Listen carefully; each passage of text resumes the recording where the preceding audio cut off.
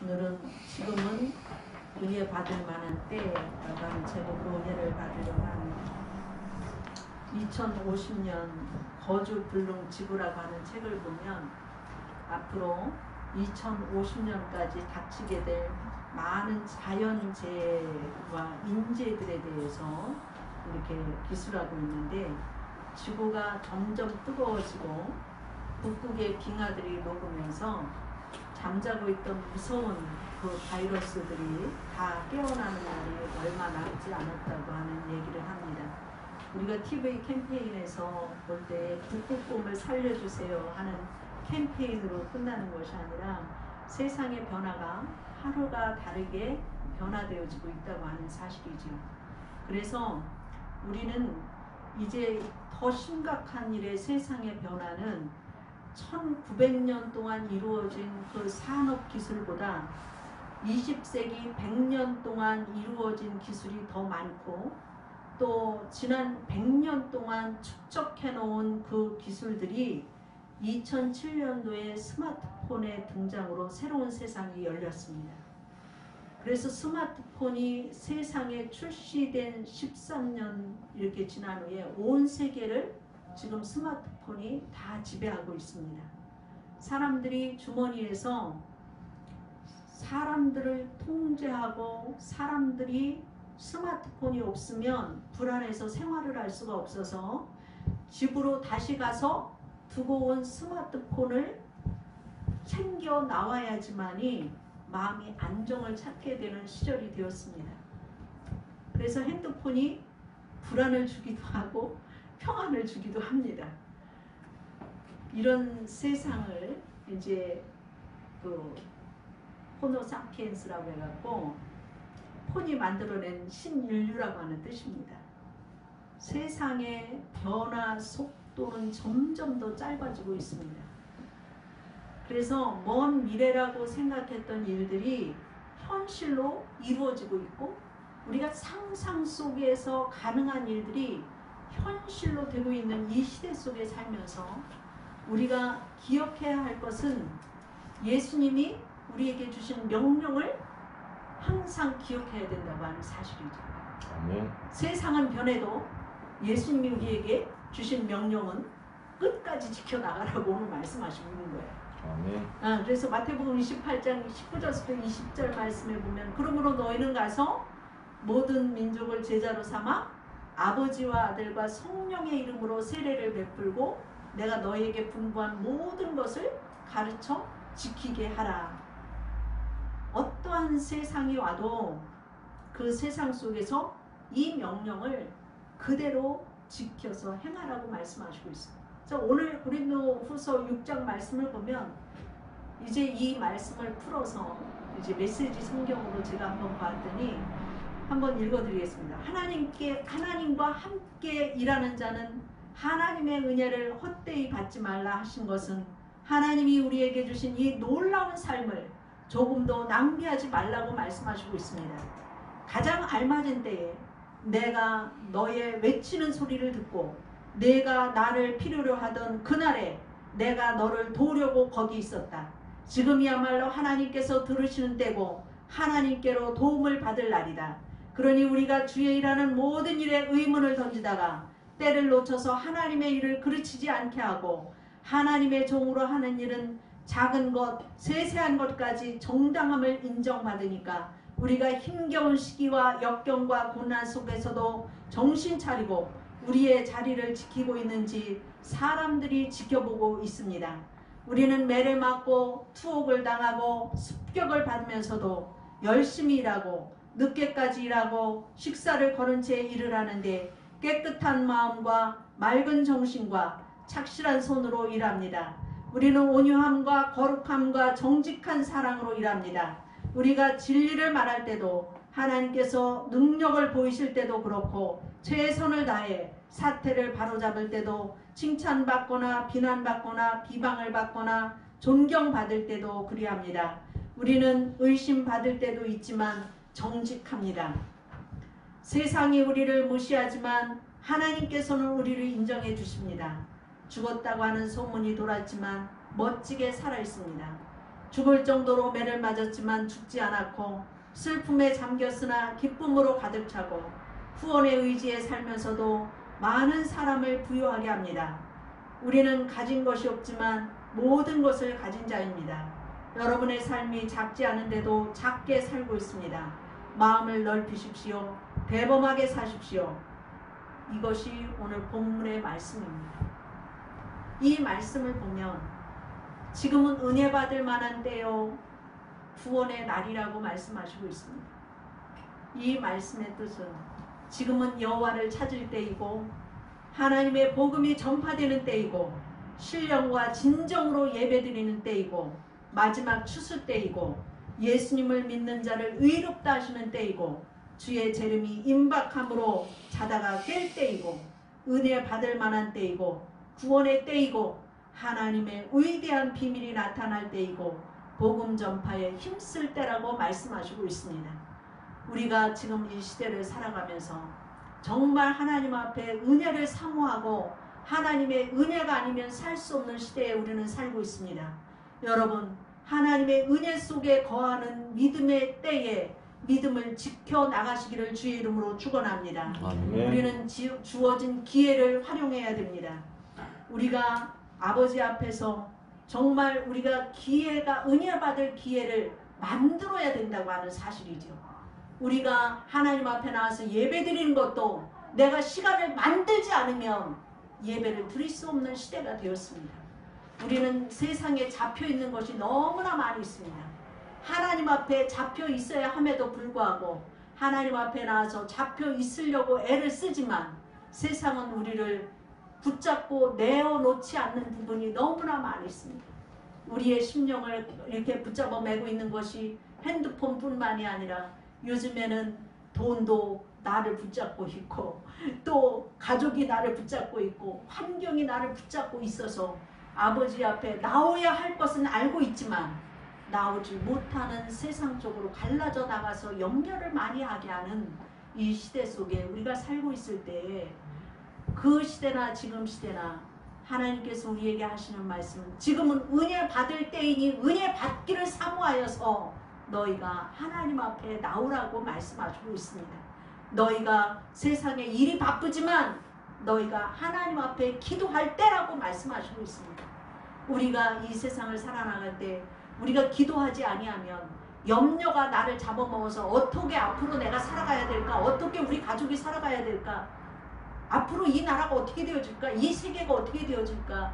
코로나 때문에, 팬데믹 때문에, 지구온난화 때문에 여러 가지로 우리를 잡고 있는 부분이 많이 있고 너무나 신경들을 많이 쓰고 살으니까 우울증이 와서 정신적으로 바르게 생각하지 못함으로 인하여서 자살을 하고 견디지 못하고 힘들 때에 하나님을 찾기보다는 세상적인 사람들을 의지하다가 그 세상에 힘이 없는 자를 의지하지 말라고 하나님 말씀하셨지만 보이는 것이 인간이기 때문에 먼저 세상 것을 의지하고 살아간다고 하는 사실이죠.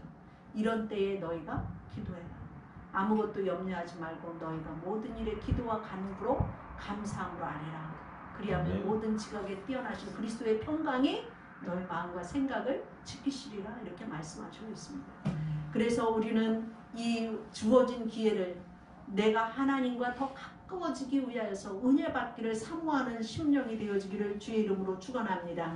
우리가 많은 사람들이 오랜 시간 동안 내가 신앙생활을 몇십 년 했고 우리 어머니 때서부터 나는 예수 믿기 시작해서 모태신앙이라고 했는데 모태신앙 들어갈 하나도 없어요. 모태신앙이라고 해갖고서 무엇이든지 못해 잘하는 게 아니라 신앙생활을 잘하는 게 아니라 신앙생활을 오랫동안 했다고 자랑하지만 기도하지 않고 영적으로 성장되지 않으면 아무것도 못해요.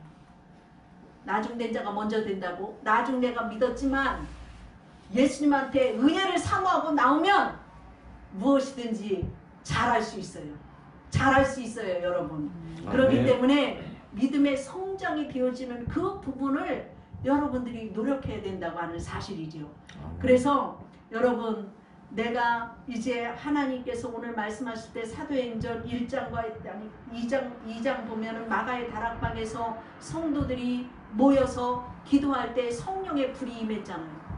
그 성령의 불을 받은 자들이 복음을 나가서 증거하기 시작을 해서 죽음을 두려워하지 않고 복음을 증거했을 때 하루에 3,000명씩 회개하고 오늘 새벽 기도에 스데반 집사가 순교하는 장면이 나오지 않습니까?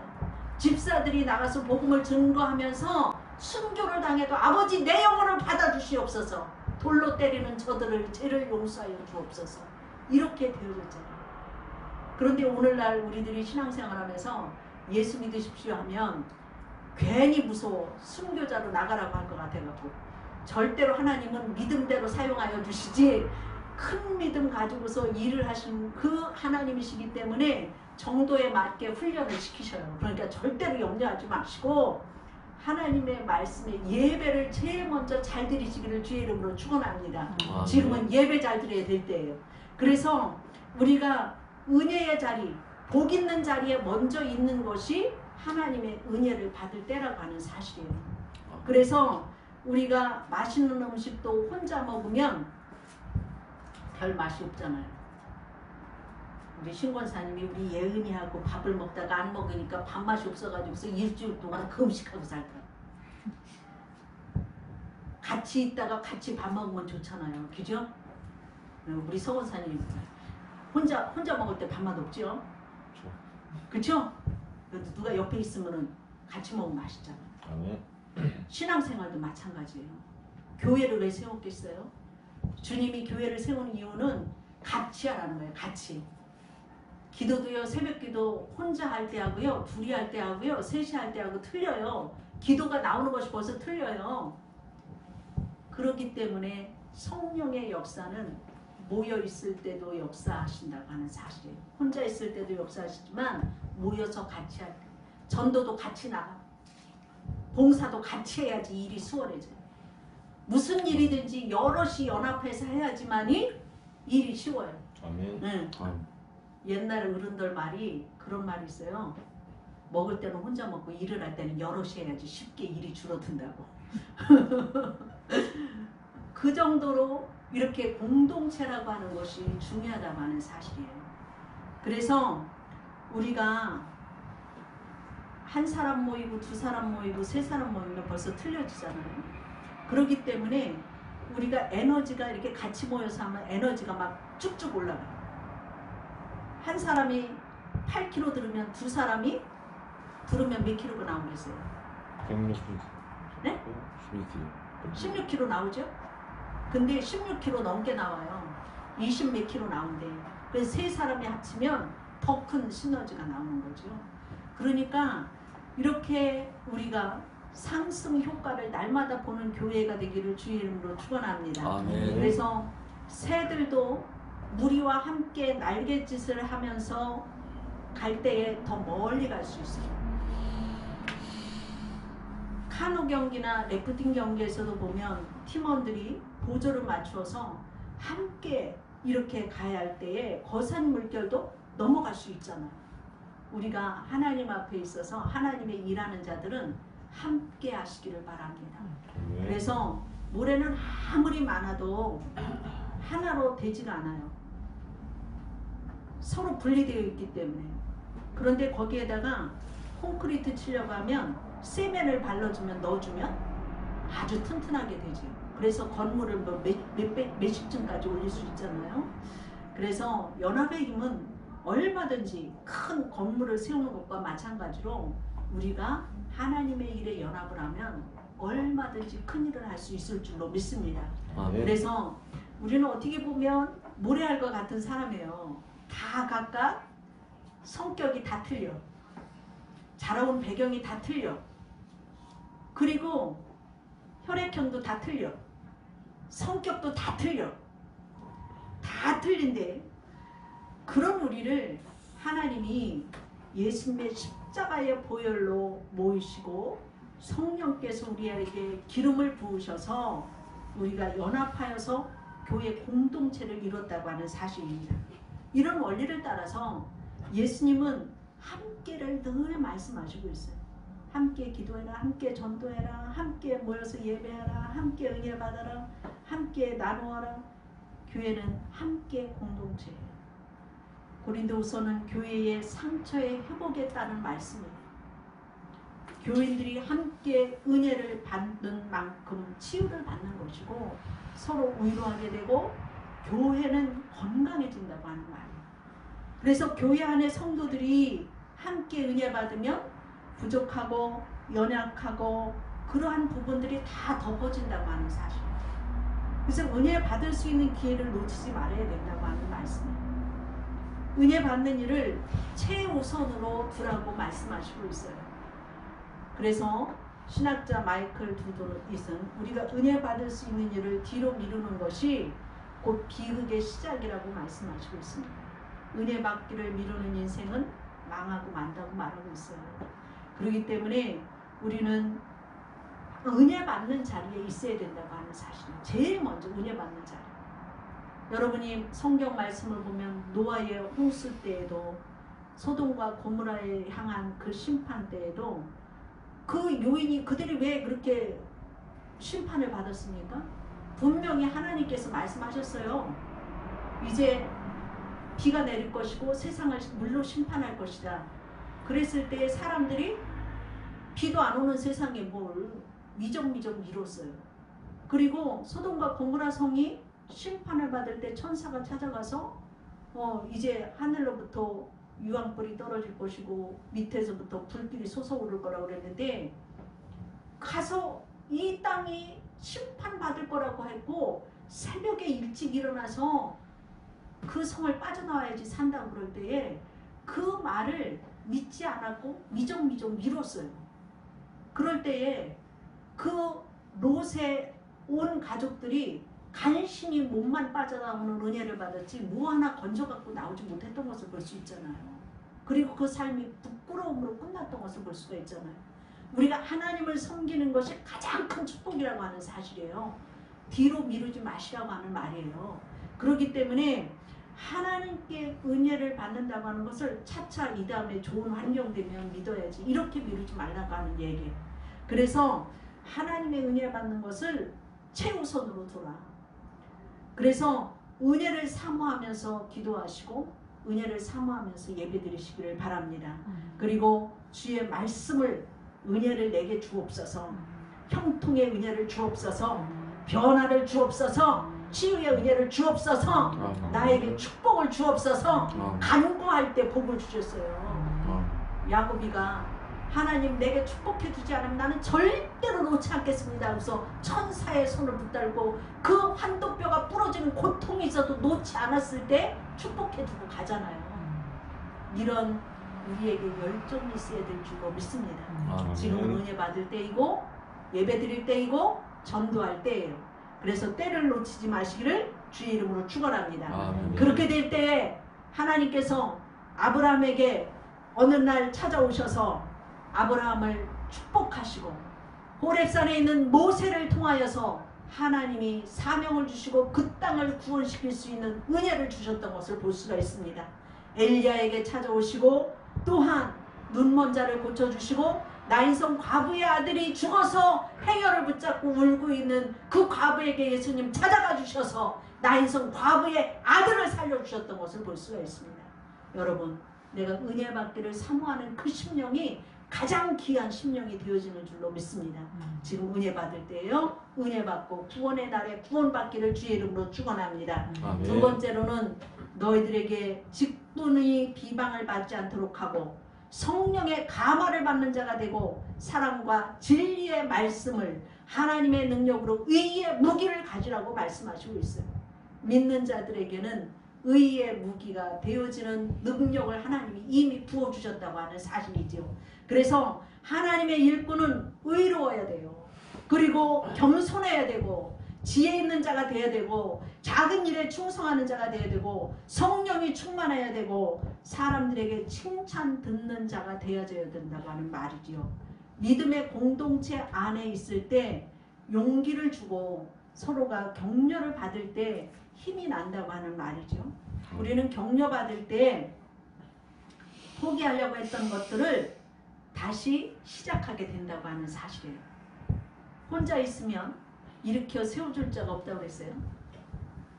둘이 있으면 따뜻하게 자고 셋이 있으면 삼겹줄이 끊어지지 않는다고 말하고 있어요. 성도는 하나님의 교회의 삼겹줄이 되어지는 거예요. 그래서 내가 믿음이 연약할 때 성도들이 권면해주고 사랑해주고 위로해주면 힘을 얻어서 넘어졌다가도 다시 일어설 수 있다고 하는 사실. 그래서 같이 가야 된다고 하는 사실이죠. 그래서 우리가 하나님의 일을 할 때 먼저는 하나님의 성령의 감동을 받는 기도의 생활과 믿음의 본이 되어주는 삶을 가지시기를 주의 이름으로 축원합니다. 아멘. 그렇기 때문에 우리가 아버지 하나님 앞에 있어서 정말로 감사해야 될 것은 늘 우리를 격려하고 계시는 분이 있다고 하는 말이에요. 바로 성령님이 우리를 격려해주고 있다고 하는 말이에요. 우리가 때로는 가다가 낙심될 때 있지만 성령님께서 괜찮아, 일어설 수 있어, 다시 시작해. 그 힘을 갖고 다시 시작하잖아요. 여러분, 생명이라고 하는 것이 뭔지 압니까? 일어나라고 하는 뜻이에요. 목숨을 향하여서 일어나라고 하나님이 우리에게 날마다 명령하시고 있어요. 그래서 우리가 하루를 살 때에도 하나님이 일어나라, 내가 너와 함께 한다, 내가 너를 도와준다, 내가 너를 회복시켜준다, 내가 너를 깨끗게 하리라.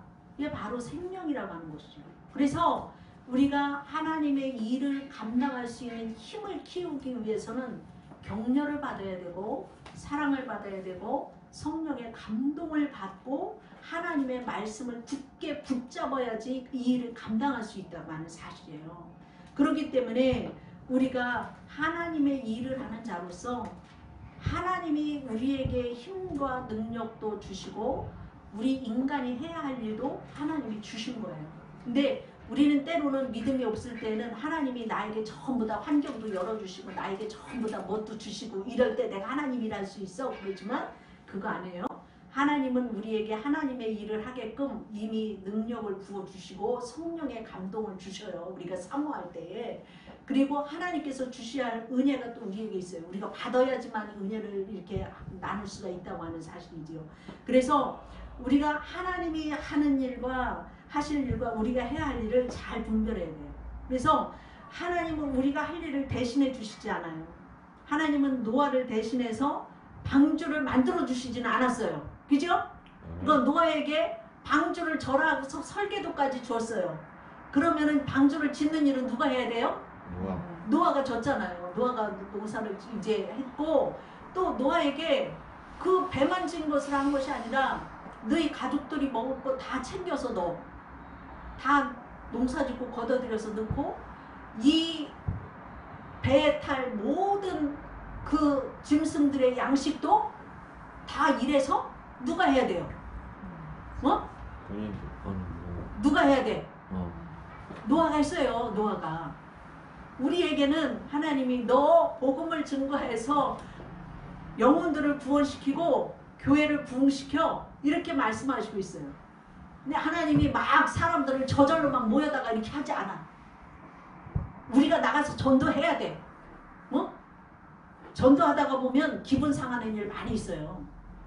무시당하는 일도 많이 있고. 오늘 사도 바울이 말한 것이 뭐예요?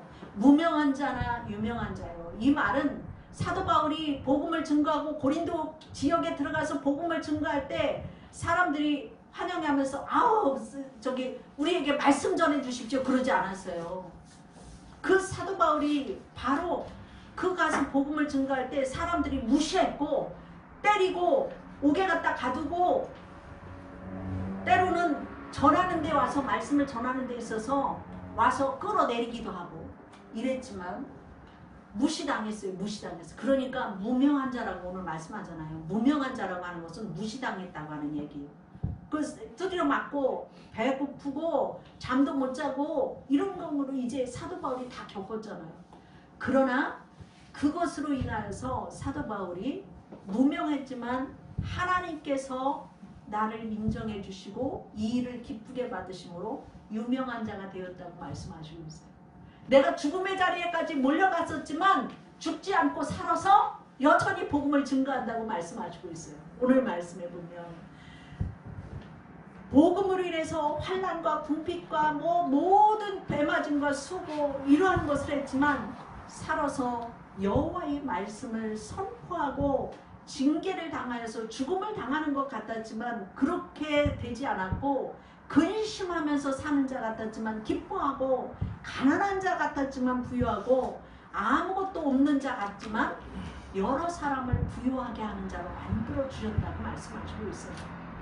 그래서 예수님이 우리의 생명이고 예수님이 우리에게 직분을 주셨는데, 그 직분을 가지고 하나님의 일을 할 때 하나님의 영광이 되어준다고 말씀하시고 있습니다.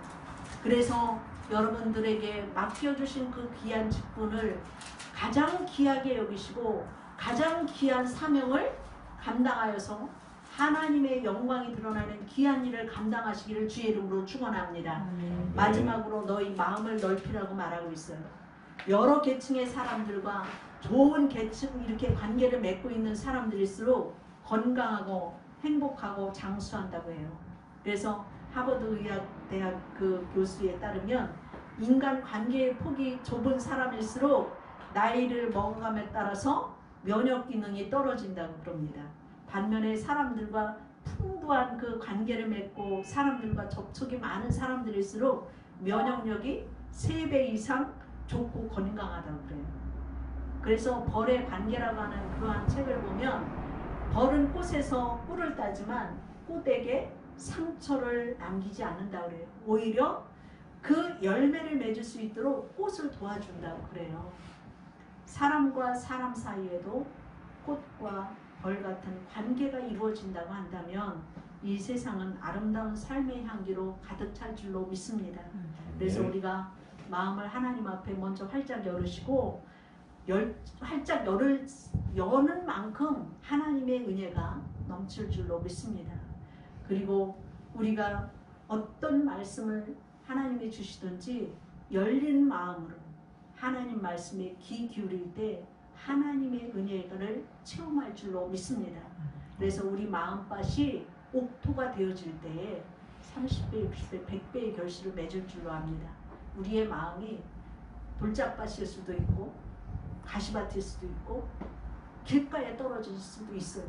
그러나 여러분의 마음밭이 말씀으로 자꾸만 옥토를 만들어 가서 많은 열매를 맺고 넓은 마음을 가져서 나에게 해를 끼치는 자들까지도, 사도 바울을 막 죽이려고 했던 그 자들을 사도 바울이 미워하지 않고 복음이 증거되어져서 생명을 살렸듯이, 여러분이 하나님께서 주신 그 직분은 화목케 하는 직분이기 때문에 마음을 넓혀서 여러분들이 주의 복음에 헌신하는 삶이 되기를 주의 이름으로 축원합니다. 기도하겠습니다.